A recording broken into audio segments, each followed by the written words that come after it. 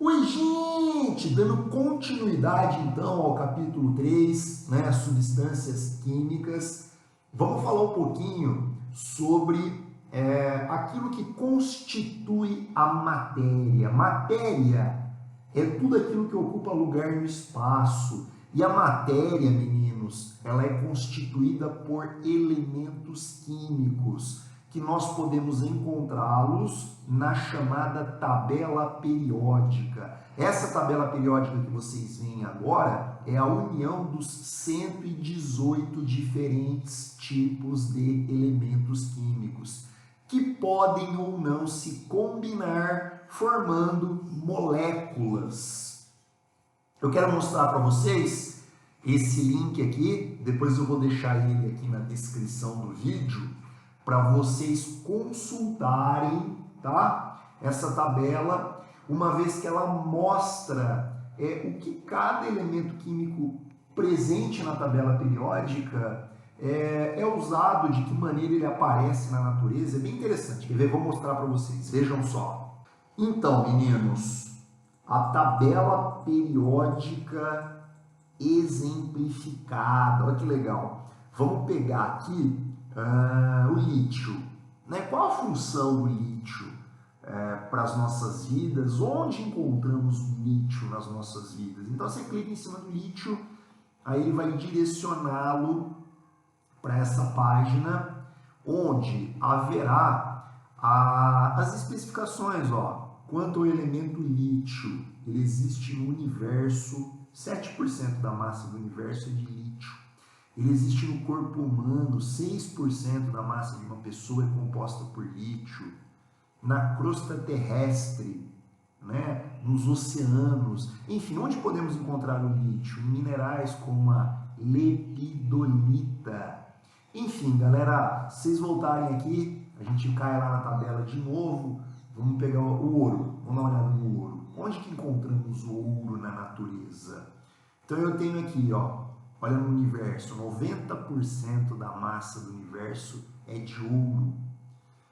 Podemos encontrá-lo no corpo humano, interessante, na crosta terrestre, nos oceanos, né? É o elemento que ocupa a posição 72 na lista dos elementos mais abundantes na crosta terrestre. Enfim, cara, é muito legal. Eu queria que vocês entrassem aqui e ficassem olhando, né? Que nem tem elementos super estranhos assim que a gente nunca ouviu falar. Olha o césio, sério, né? Não é nem o césio, é o sério. Pedras de isqueiro. Vocês sabiam disso? Ele é usado na fabricação de TVs, em manufatura de vidros, em pedras de isqueiro.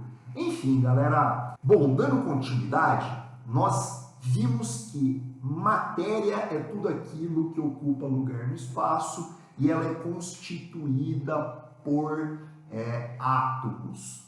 Aí nós temos aqui a matéria, galera, sendo vista na forma de substância e sendo vista na forma de mistura. Vamos começar a falar um pouquinho sobre mistura. Mistura, a própria palavra diz, é quando eu pego diferentes compostos, tá?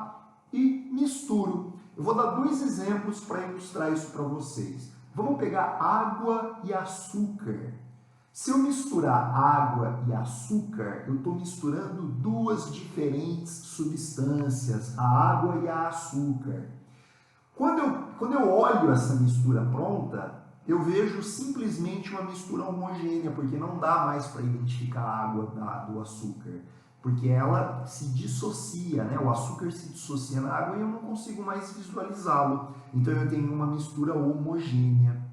Se eu pegasse, por exemplo, vamos falar aí, segundo exemplo, óleo e água. Se você pegar um pouquinho de óleo lá na cozinha e misturar num copo com água, você vai ter uma mistura heterogênea, porque você consegue ver a água e o óleo, eles não se misturam, né? Então a gente passa a ter duas fases na nossa mistura. A gente vai estudar com um pouquinho mais de profundidade isso quando a gente for para o capítulo 4, que é justamente esse o tema, misturas. No capítulo 3, nós falamos sobre substâncias que podem ser classificadas em simples e composta. Vamos ver a diferença entre elas.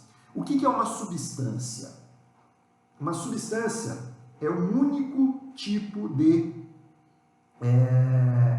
vamos dizer assim, uma substância pura, né? Tem um único tipo de substância. Vamos dar um exemplo, o oxigênio ou a água é um único tipo, não é uma mistura, é um único tipo. Aí essa substância, no caso, né, chamada de substância pura, pode ser dividida em simples ou composta. Substância simples, formada por átomos de um único elemento. Então, se eu pegar o exemplo aqui, ó, O2, só tem oxigênio aqui. Se eu pegar esse outro exemplo, ferro, só tem ferro. Ou o carbono na forma de diamante, só tem carbono. Olha esse cloro, só tem cloro. Apesar de eu ter dois átomos de cloro, eu só tenho cloro. Portanto, é uma substância simples. Agora, se isso não acontecer, então nós temos o caso de substância composta. Por exemplo, a água, H2O, é uma única substância, tá bom? É uma substância pura, é uma única substância, não é uma mistura. Mas ela é composta. Por que ela é composta? Porque ela tem dois diferentes tipos de átomos. Então ela é composta. Olha essa molécula grande aqui, ó. Ela tem um átomo de sódio, um átomo de hidrogênio, um de carbono e um de oxigênio. Tem 4 diferentes tipos de átomos. Porém, ela é uma substância pura, porque só existe ela aqui representada. Beleza, meninos? Eu posso representá-la na forma de fórmula química, né? Os elementos químicos retratados, ou na forma de diagrama. Dá uma olhada, substâncias simples. Eu só tenho uma bolinha, cada bolinha representa um átomo de hélio. Então eu tenho o gás hélio. Aqui no caso, eu tenho o gás oxigênio, eles andam em dupla. 2 oxigênios, assim, é o ar que nós respiramos, é o O2. Mas só tem o oxigênio, então é uma substância pura. Olha o gás ozônio, 3 átomos, né, formando uma molécula. Átomo é a bolinha sozinha. Quando ela se junta, aí eu tenho as moléculas. Isso aqui é uma molécula, isso aqui é uma molécula, isso aqui é uma molécula. No caso, fósforo P4, né? 4 átomos formando essa estrutura tetraédrica. Olha só o gás cianídrico.